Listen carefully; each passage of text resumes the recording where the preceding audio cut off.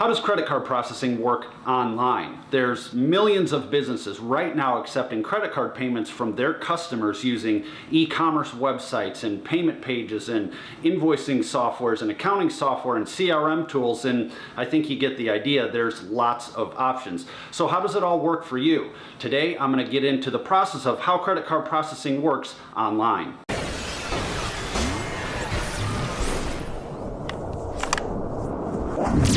So today we're going to focus on the online transaction process, and I'm talking specifically about your website. The pages on your website, the payment gateway, the software tools that you're using to set up and accept credit card payments from your customers. Assuming, of course, you have all of this set up already, and if you don't, I'm going to give you some resources throughout the video as well as at the end on exact tools that you can use that you can take right out of the box and set up and implement payment pages and a payment process on your website. So in short, this whole video is going to be the process of what happens from the time your customer comes on your website or a payment page that you've set up and they click that submit button, what happens afterwards, and what's involved with the entire process so that you know what's possible and what software you're going to need to set up in order to make it happen for you. I've outlined the transaction flow process in a previous video, but here's a quick recap. You start with a customer who is perhaps shopping on your website or somehow making a payment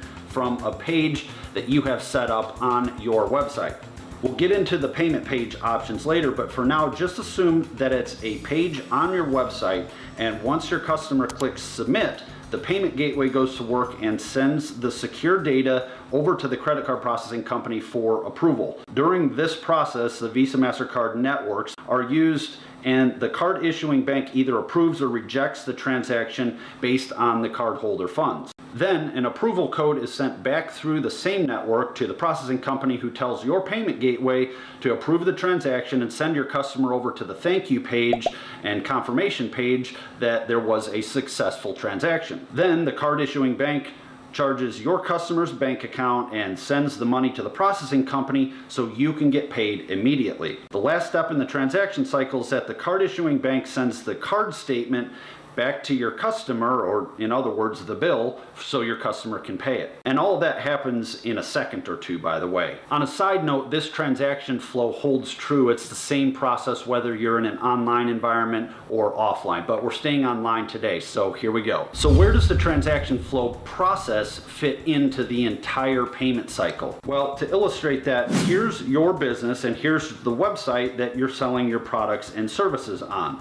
One small piece of your website is a single payment page, and behind that page is a payment gateway that's offered most of the time through your merchant account provider. Stripe does have an integrated payment gateway, and you can utilize that option, but we won't get into specific comparisons in this video. If you'd like to learn more about the Stripe payment gateway, there's links in the description that compare Stripe and other payment aggregators to merchant account solutions. So every time a customer clicks submit and buys something on your website, that transaction cycle initiates. So they click submit and the transaction cycle starts. So if you've seen my other videos, you know I'm a big proponent of specific examples and specific details of merchant accounts and the payment software and all of the technical tools that you need to set up in order to tie all those things together and to make it actually work. So here's one specific example just to illustrate this entire process of what it'll take for you to set payments up on your website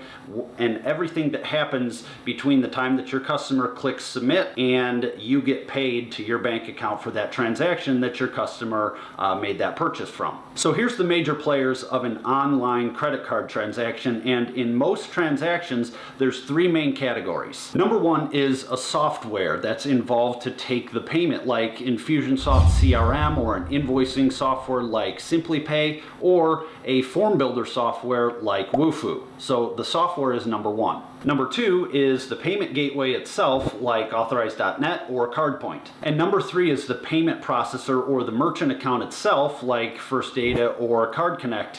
And within each of these three categories, there's a ton of technical and software tools and apps that you can use. So there's literally thousands and thousands of combinations that you can use for all three of these things. So I'm going to give you an example of a workflow that incorporates this online transaction flow, and then give you a link to a series of videos called payment processing workflows, where each video covers a specific customer checkout process using the specific software that I talk about, as well as the payment options within each workflow, and just take that blueprint and implement it into your business. So here we go. So number one is a WordPress website, and WordPress is a website framework. It's a software that you can go out and get from your hosting company, and you can build a website. You can add as many pages as you would like, and that can become the look and feel and the brand of your company online. Number two is WooCommerce, which is a plugin that goes hand in hand with WordPress. So it fits in and integrates through the WordPress marketplace into your website, and WooCommerce is what gives your store that e-commerce structure. So it gives you the ability to add products and services and images, as well as setting individual price points for each of your products within your online company store. With this WooCommerce plugin, it makes it much easier to plug in the payment gateway to your website, making the whole online transaction process possible.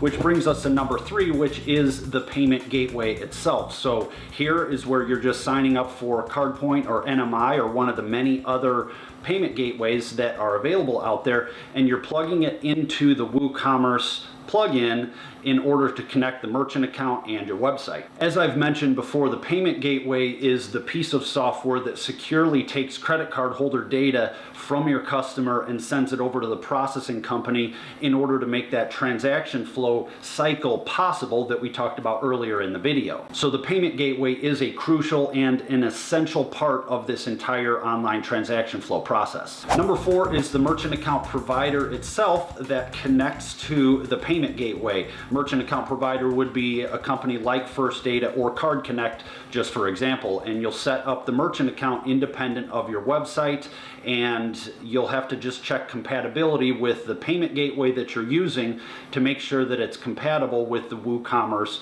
plugin for your WordPress website. I'll have links in the description for compatibility so that you can just click on those links and go to the WordPress website or the WooCommerce website that lists all of the compatible payment gateway plugins. And additionally, you can check the payment workflow video series that I have on this channel, and I'll link to that as well, which gives you these exact tools that you can just set up and plug in one right after another. So there's not a lot of guesswork. Actually, there's no guesswork, and you can just take and implement. And number five is your bank account, which is of course connected to your merchant account for all of the deposits that you're going to collect from people making purchases on your website.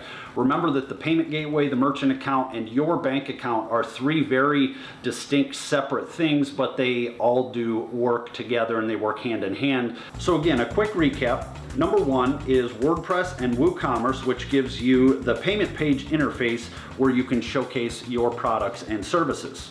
Number two, you plug the payment gateway into WooCommerce, which is a plugin that's compatible with WordPress, which is a website building framework. Number three, your customers shop online on your website and enter their own credit card information into your website payment page. Number four, they click submit.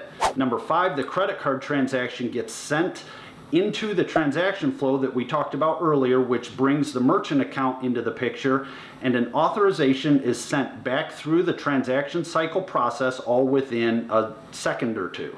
Your customer is happy because their transaction is approved and the bank account is charged and they get access to their product or service that they just purchased, and your money shows up in your merchant account, then gets sent to your bank account from the merchant account, which is the final step in the process. Since we're talking about online payments, here's some important tips and things to remember with the whole online transaction flow process. SSL certificates are not only a good idea, some payment gateways and some software that you would come across and encounter may not even work if you don't have an SSL certificate. So it's always a good idea to implement one. Plus, Google loves websites that have an SSL certificate attached. Number two is that the scenario I just covered is for single payments or single transactions and does not cover recurring billing payments. That Possibility is an option, or you can set that up, but you just need to get an additional recurring billing or recurring payments plugin